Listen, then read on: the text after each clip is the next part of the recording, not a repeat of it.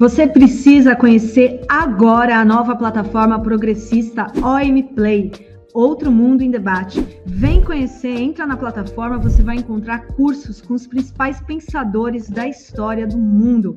Foucault, Freud, Lenin, muito mais com os professores renomados. Vem fazer parte dessa iniciativa. Conheça a OM Play.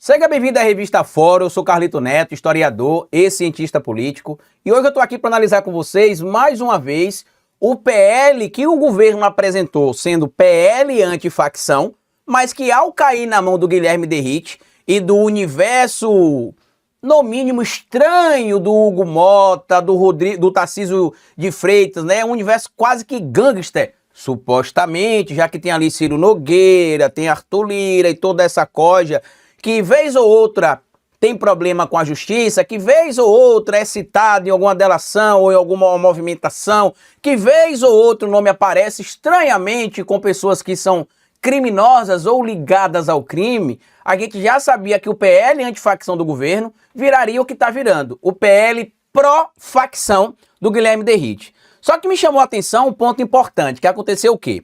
Nem mesmo a opinião pública está caindo no migué do Guilherme Derrite. Por quê?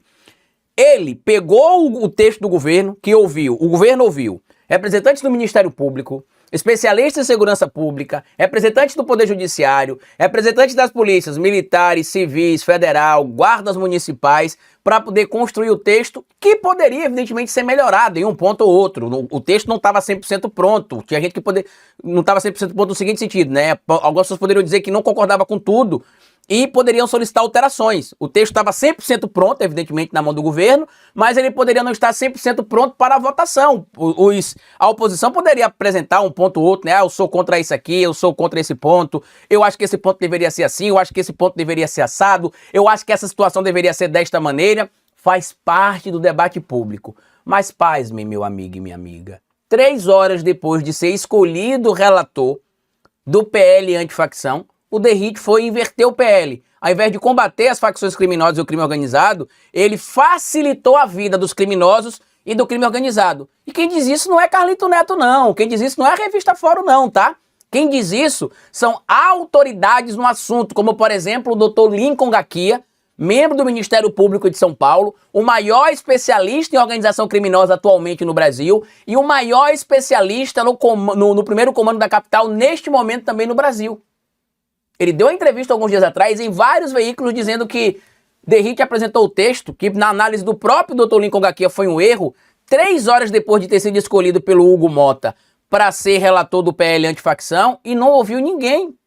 Pegou ali vozes da cabeça dele, ou supostamente de pessoas interessadas em facilitar a vida do crime organizado. Afinal, como eu disse, se você pegar a situação do primeiro comando da capital, algumas pessoas ligadas ao primeiro comando da capital teriam uma relação com o presidente do partido do Guilherme Derrite. É o que aponta algumas denúncias que estão sendo apuradas pela Polícia Federal, evidentemente. Na semana agora, teve uma operação lá no Piauí, chamada Operação Carbono Oculto 86, que pegou um ex-assessor do Ciro Nogueira envolvido com postos que estavam relacionados a esse esquema da Operação Carbono Oculto de São Paulo também, que era relacionada com o primeiro comando da capital.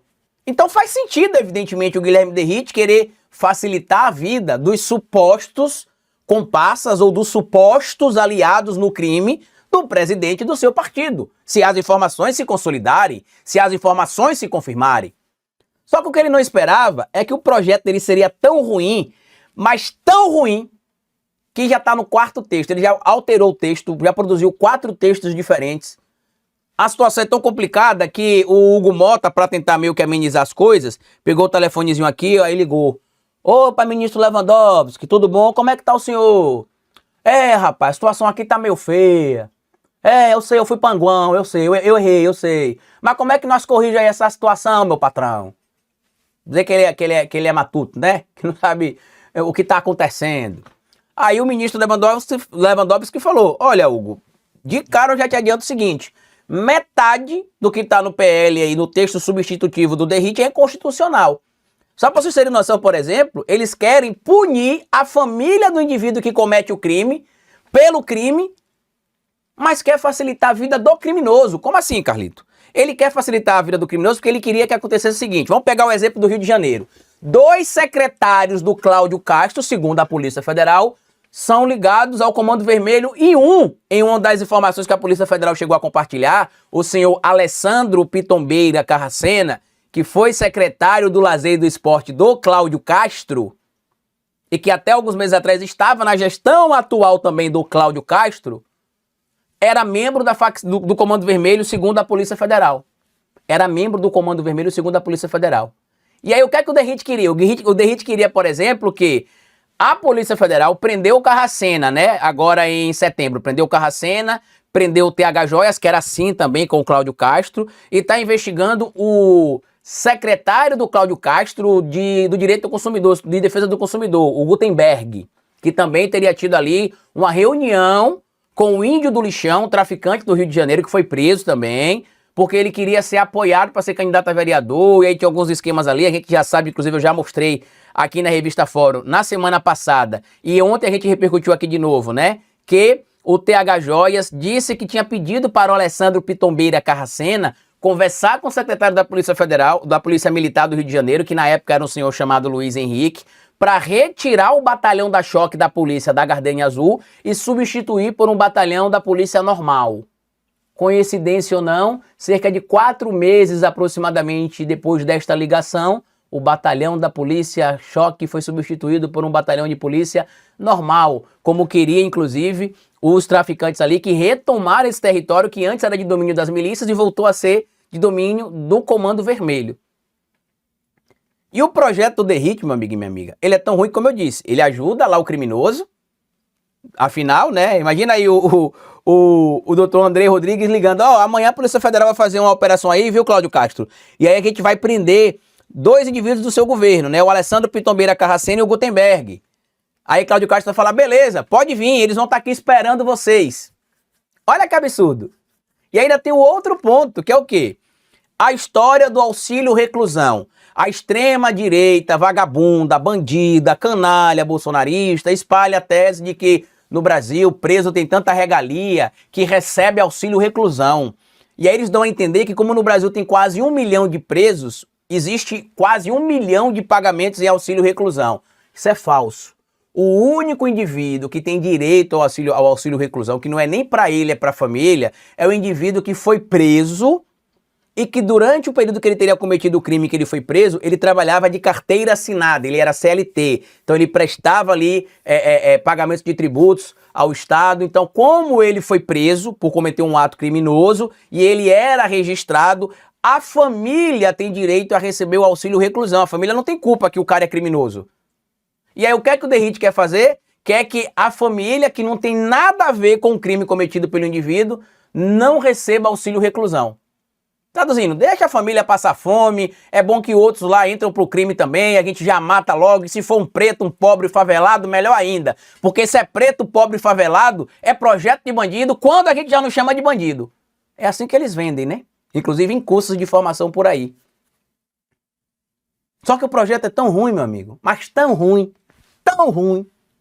que até o Cláudio Castro, o açougueiro do Rio de Janeiro, diz que o Derrite errou ao queimar a largada sobre esse projeto. Por quê? Porque a gente conseguiu expor que o Guilherme Derrite está ajudando o crime, e eles queriam dizer que era a esquerda que defendia o crime, que a esquerda não tem um projeto para poder combater o crime organizado, que a esquerda não tem um projeto para a segurança pública. Aí quando a esquerda vai lá, através do governo federal, apresenta o PL antifacção, o que é que o Derrite faz? Altera o projeto para o projeto virar o projeto pró-facção. Ao invés de você combater o crime, você se abraça com o crime.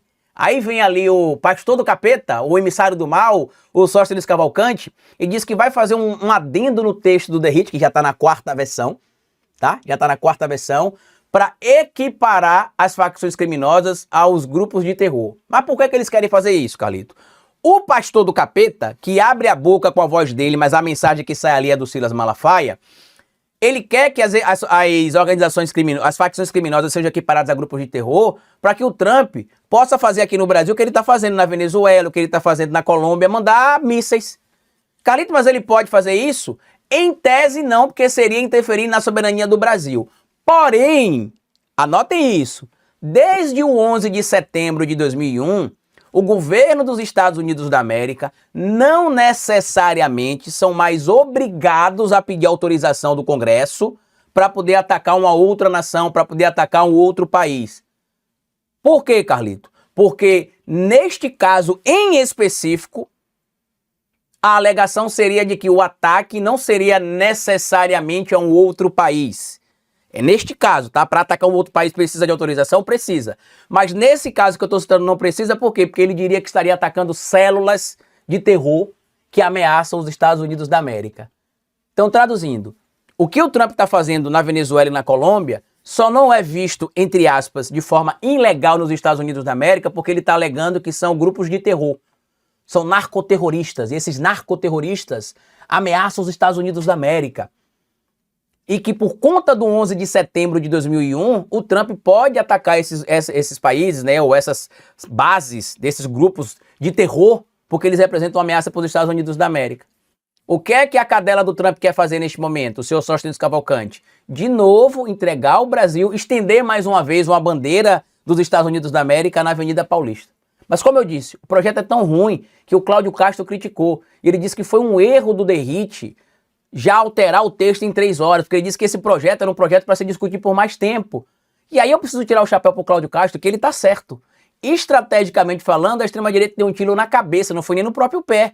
Porque eles deveriam fazer o quê? Rodar o Brasil, visitar estados, dizer que estava ouvindo ali a opinião pública, os diversos governadores, para poder vender a ideia de que eles estavam preocupados com o combate ao crime organizado e em defesa da segurança pública. O que eles fizeram basicamente foi provar que eles não estão nem aí com o crime organizado, nem aí com o combate à segurança, com o fortalecimento da segurança pública. Basicamente eles querem produzir uma peça eleitoral para 2026. E que eles são tão burros nessa estratégia que em uma semana ficou claro que enquanto o governo quer combater o crime, a extrema-direita quer proteger o crime. Ao passo de que o povo entendeu que esse projeto que o Derrite quer apresentar é mais grave que a PEC da bandidagem. Por quê? Na PEC da bandidagem, o que estava acontecendo era o seguinte: se protegia tanto os políticos para que eles pudessem cometer crime e não fossem penalizados. Vide o caso do Ildebrando Pascoal, o deputado federal do Motosserra, né, que matava os seus adversários com motosserra, serrava o corpo das pessoas, a pessoa viva, e que inclusive não foi cassado, tá, por isso. Depois pesquise um pouco do Ildebrando Pascoal. O Congresso não afastou ele, mesmo ele fazendo parte de um grupo de execução, né, um grupo de extermínio, como se chama, no norte do país, mesmo ele tendo essas mortes todas que a gente citou, inclusive matando um menor de idade, junto com o seu pai, ele não foi cassado pelo Congresso. O Congresso não quis cassar ele. Tá? O Congresso não quis caçar ele. E aí, nesse projeto que seria aprovado lá, da PEC da bandidagem, abria a porta para que membros de facções criminosas entrassem para a política para não serem presos. Tem gente que não está entendendo a gravidade disso, mas só para a gente ter uma situação recente, o deputado Chiquinho Brazão, que segundo a Polícia Federal mandou matar a Marielle Franco, ele não foi cassado pelos seus colegas não, tá? Os parlamentares decidiram votar para manter ele como deputado, mesmo ele tendo mandado matar a Marielle Franco, segundo a Polícia Federal. Carlito, mas o Chiquinho Brazão foi cassado por faltas.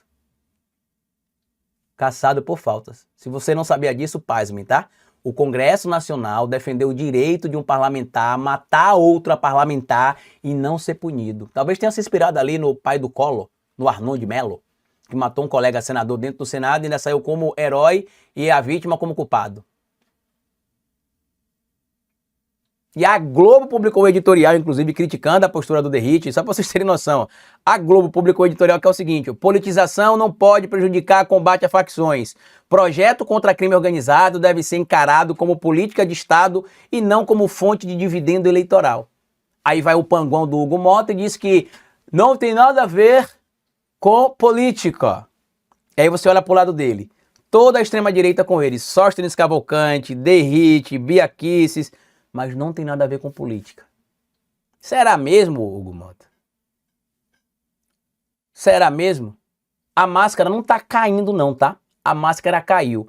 Até aliados acharam que foi burrice do Derrite, até porque ele expôs ali aquilo que eles tentavam esconder sempre, que eles não são inimigos do crime. Pelo que eles estão fazendo, eles têm demonstrado cada vez mais que, na verdade, eles são aliados do crime. Grande abraço, comenta aqui o que é que você acha de tudo isso e até a nossa próxima análise aqui amanhã. Tchau!